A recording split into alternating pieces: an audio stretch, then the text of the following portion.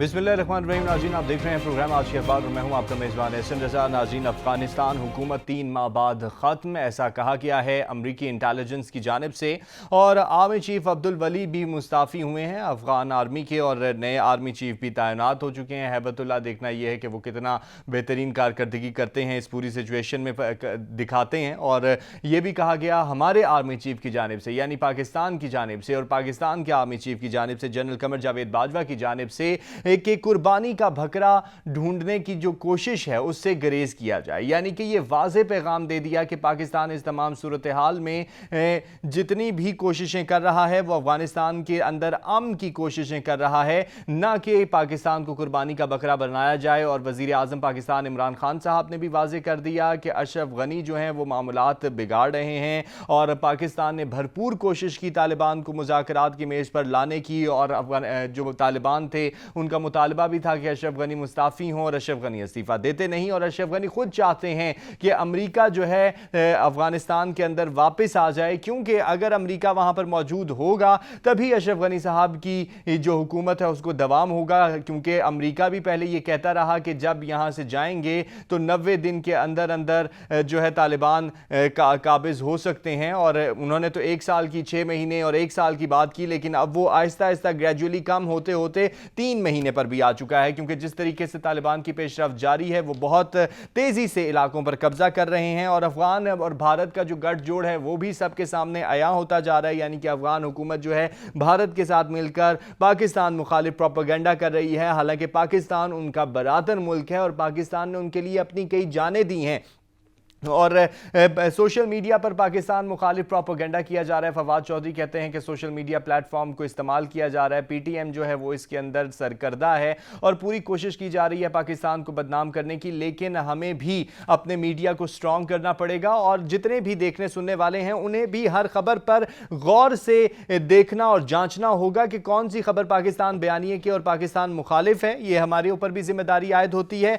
और मौलाना ने जी बैठक भी सजा ली है और नैब और एफआईए जो हैं वो अपनी साख हो चुके हैं, ऐसा मौलाना ने कहा। और शहबाज शरीफ साहब ने मुस्लिम लीग नून के बयानिए पर सवाल किए जाने को गोल मोल कर दिया, कोई जवाब नहीं दिया। 29 अगस्त को कराची से जलसा होगा जी कराची में और महंगाई के खिलाफ भी एजेंडा रखा गया है और पाकिस्तान के जो हक में और मौजूदा हुकूमत के खिलाफ एजेंडा रखा गया है। लेकिन सवाल ये है कि पाकिस्तान तहरीक इंसाफ के मुखालिफ ये इत्तेहाद तो कायम है, लेकिन इस इत्तेहाद में पाकिस्तान पीपल्स पार्टी शामिल नहीं है। और कराची में अगर पाकिस्तान पीपल्स पार्टी इसके अंदर शामिल होती तो कितनी अफादियत होती और कितना कामयाब जलसा होता है, और इसके ऊपर भी बात करेंगे। जबकि यह भी कहा जा रहा है फवाद चौधरी की जानिब से कि मुर्दा घोड़े में जान डालने की कोशिश की जा रही है और अगर मुर्दा घोड़े में जान डाल दी गई तो फिर क्या होगा। और नवाज शरीफ की ताजा मेडिकल रिपोर्ट भी सामने आ चुकी है, सफर से गुरेज करें, वो सफर नहीं कर सकते और उनकी बहुत सारी बीमारियों का भी इंकशाफ हुआ है और 5 साल हुकूमत पूरे करेगी, ऐसा शेख रशीद साहब भी कहते हैं। शेख साहब, हुकूमत को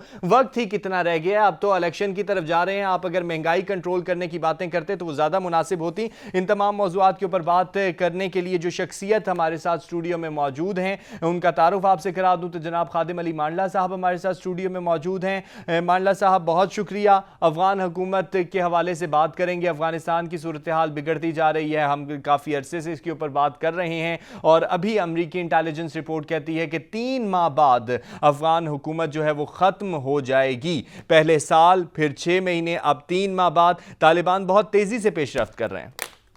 बिस्मिल्लाहिर्रहमानिर्रहीम। बहुत शुक्रिया एहसन। अफगानिस्तान की सूरत हाल दिन ब दिन हर घंटे के बाद बड़ी तेज़ी से तब्दील हो रही है। तालिबान जिस तेज़ी से आगे बढ़ते जा रहे हैं, 7-8 सूबों के ऊपर कंप्लीट उनका कंट्रोल आ चुका है। दारुल खिलाफे उनके जो है वो कब्ज़े में आ चुके हैं और बड़ा क्लियर उनका पैगाम जो मुल्ला उमर के साहबजादे मौलवी यकूब साहब की भी वीडियो आई है तो उसमें सारी चीज़ें उन्होंने खोल के बताई हैं। काबुल के दरवाजे पे खड़े हुए हैं, इसलिए वहाँ पर जो है तशवीश है। देखिए, बात यह है कि तशवीश उनको कोई नहीं है। तशवीश उनको है जिन्होंने 20 साल ट्रिलियंस डॉलर का वहाँ जो है वो झोंका और दुनिया को एक पैगाम देना चाहते थे आके कि हम अफगानिस्तान में स्टेबिलिटी लाएंगे, अफ़गानिस्तान में हम जमहूरियत लाएंगे, अफ़गानिस्तान में हम अमन देंगे, लेकिन वो कुछ भी नहीं कर पाए। जब कुछ नहीं कर पाए तो अभी अमेरिकन अवाम का अमेरिका के ऊपर प्रेशर है कि आपने 1.5 ट्रिलियन डॉलर वहाँ लगाया है। तो हालात अगर आज अफ़गानिस्तान के देखे जाए तो 2001 से ज़्यादा जो है ना वो खराबी की सही। अमरीकी अवाम का बहुत ज़्यादा प्रेशर है, लेकिन आर्मी चीफ की जानिब से कहा गया है कि कुर्बानी का बकरा ढूंढने से गुरेज करना होगा। यहाँ पर ब्रेक ले रहे हैं, वापस आएंगे तो आर्मी चीफ के बयान को डिस्कस करेंगे। वेलकम बैक जी। अफगान सूरत हाल के ऊपर बात, और मांडला साहब, आर्मी चीफ का भी बड़ा पुरजोर बयान आया। उन्होंने कहा कि पाकिस्तान को कुर्बानी का बकरा बनाने से गुरेज करना चाहिए, क्योंकि पूरी दुनिया की पाकिस्तान के ऊपर नज़र है और पाकिस्तान की कोशिशों और काविशों को उस तरीके से माना नहीं गया, लेकिन फिर भी पाकिस्तान पर नज़र है। देखिए ऐसा ना, इसमें बड़ी क्लियर बात है कि पाकिस्तान ने अफ़गान अमल में जितना अपना मुस्बत किरदार अदा किया पूरी दुनिया उससे जानती, और इस दहशतगर्दी की जंग में जितना नुकसान पाकिस्तान ने उठाया है, 150 बिलियन डॉलर का हमने नुकसान किया और 80,000 से ज़ायद शहादतें देकर हमने जो है इस जंग में जो है ना वो नजराने पेश किए जवानों के। और उसके बावजूद अगर अमेरिका ये कहता है तो आज तो दुनिया पूरी अमेरिका से ये सवाल करती है कि ये कितनी एक भोंगी सी बात है कि आप किसी को पाकिस्तान के ऊपर इस तरह की बात करते हैं। 50 मुल्क की फ़ौज, ट्रिलियन डॉलर की सरमायाकारी और जदीद तरीन आपकी टेक्नोलॉजी और आर्मी इक्विपमेंट सारा कुछ होने के बावजूद और सुपर पावर होने के बावजूद आपको शर्म आनी चाहिए कि आप पाकिस्तान के ऊपर ये इल्ज़ाम लगाओ कि पाकिस्तान की वजह से हमने शिकस्त खाई है। तो आप सुपर पावर किस चीज़ की हो? को सुपर पावर को शिकस्त देने वाला सुपर पावर हो गया ना फिर। तो ये तो उनके अपने जो अल्फाज हैं उनको ही वो सोच के कहें, लेकिन अगर उनको बकरा तलाश करना ही है तो वो उनके अपने बकरे हैं कि अगर वो तालिबान जिससे वो लड़ रहे हैं उनके हाथों में अगर आप हथियार देखें तो वो अमेरिकन हथियार होंगे, वो इंडियन वेपन होंगे, वो इसराइली असला होगा, हुकूमत अफगानिस्तान के पास। पाकिस्तान का असला नहीं तालिबान के पास। अच्छा, कि कहीं आपने कहीं देखा कि पाकिस्तान का असला उनके पास हो? कि जितना भी असला ये नेटो के जरिए वहां जाता रहा तो वही तालिबान के पास गया ना। तो वहां अमेरिका बैठा हुआ था, उसके इत्तेहादी बैठे हुए थे, और इंडिया से पूछे कि आपने वहां जाकर जो 66 कैंप पाकिस्तान के खिलाफ ऑपरेट करा रहे थे आप बैठ के अंडर द सुपरविजन ऑफ रा, आपको किस मकसद के लिए भेजा था? आप इजराइल से पूछे, अपने इत्तेहादियों से पूछे कि आपने अफगानिस्तान में अमन लाना था, बजाय इसके कि आप अफगानिस्तान के ऊपर को काम करते, वहां की बेहतरी के लिए काम करते, वहां के जो है मसाइल को जो है ना हल करने की तरफ जाते। आप वहां बैठकर मसाइल तो हल करने ही नहीं थे ना, ये तो एक बुनियादी मकसद है, मतलब खित्ते में एक डिस्टर्बेंस क्रिएट करना। बात ये है कि जब वो चाहता ही नहीं, भारत ही नहीं चाहता था, इजराइल नहीं चाहता था, उसके इत्तेहादी नहीं चाहते थे, तो बकरे तो फिर उनको बनाना चाहिए ना।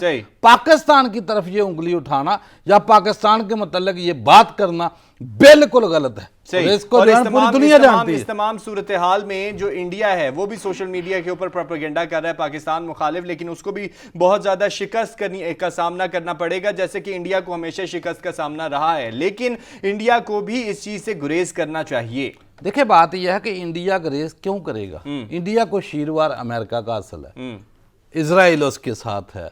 मुझे बताएं कि ये जो अशरफ गनी है, अशरफ गनी जब हामिद करज़ई आया था ये तो उसका मशीर बन के आया था ना अमेरिका से।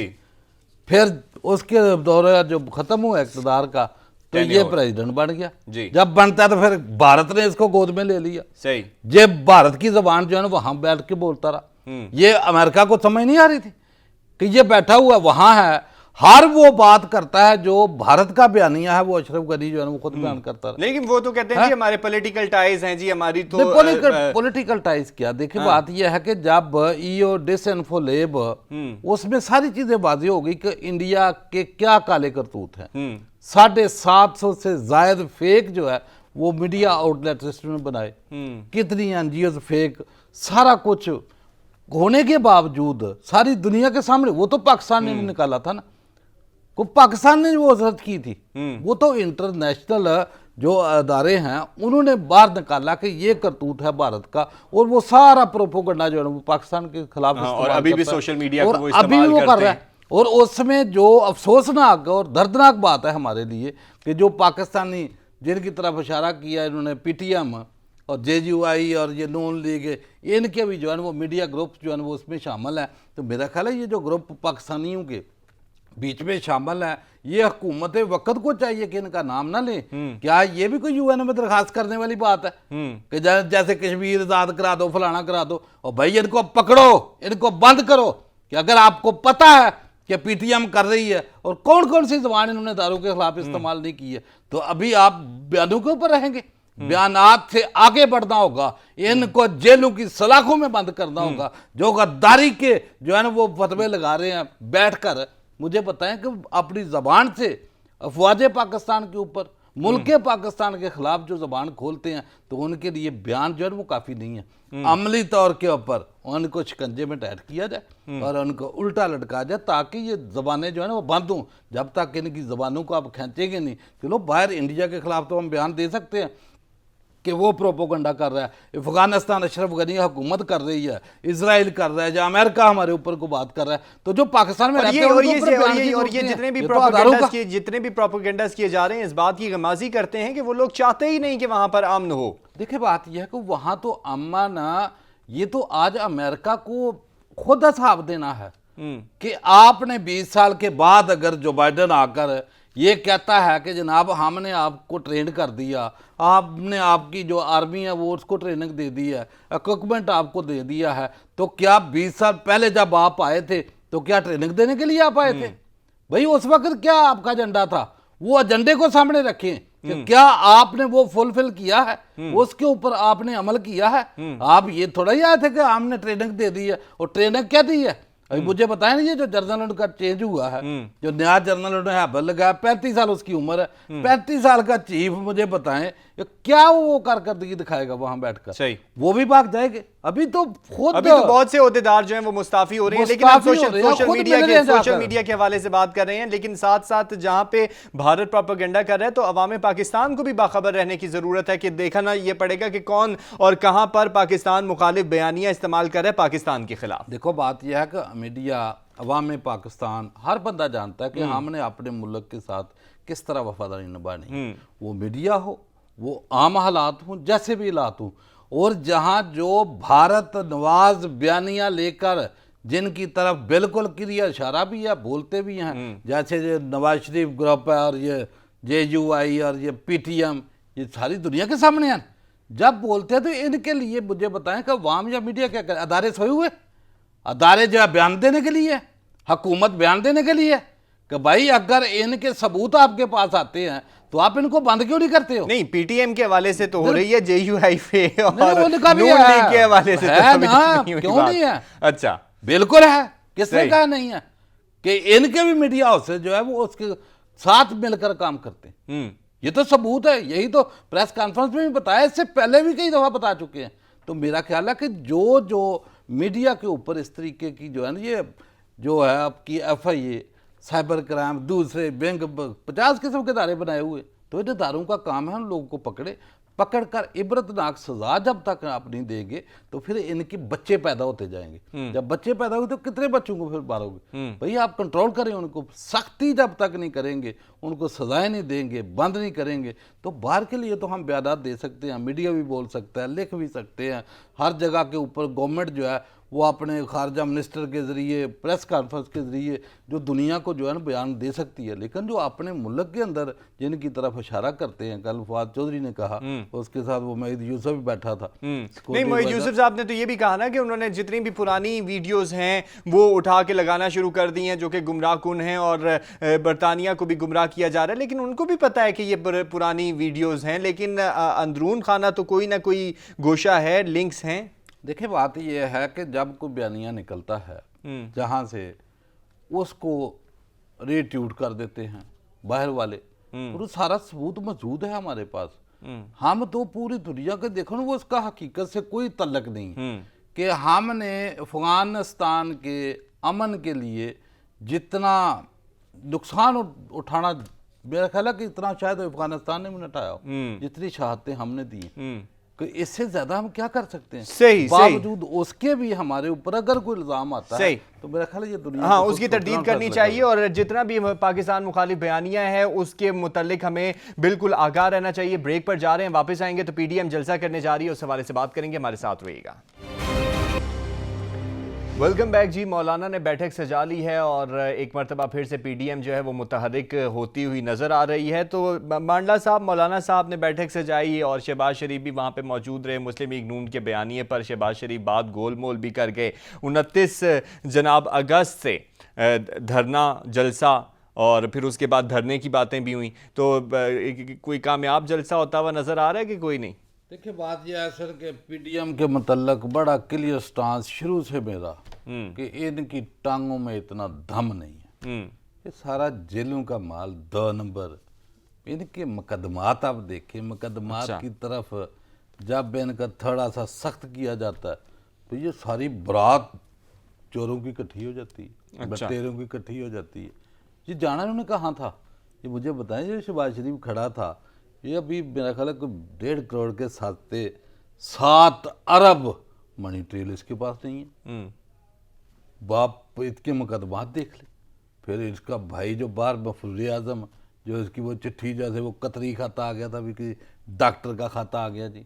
मुझे बताएं कि इनके आप वो बयान किया करें कि जो नहीं, अभी तो उनकी ताज़ा रिपोर्ट भी सामने आ गई है ना कि उनको बीमारियां कुछ ज्यादा हो गई हैं और वो सफर ही नहीं कर। अच्छा, आप उसे खत कहते हैं? नहीं, है ही खत ना। अच्छा, वो डॉक्टर ने खत लिखा है, वो सियासी टाइप खत। अच्छा, कि जनाब आप बाहर नहीं बैठेंगे, आप ये नहीं करेंगे, आप वो नहीं करेंगे, आप कहते तन्हाई में आप जो है ना बड़े परेशान हो गए थे, जैसे डॉक्टर साहब इसके साथ ही रहते थे।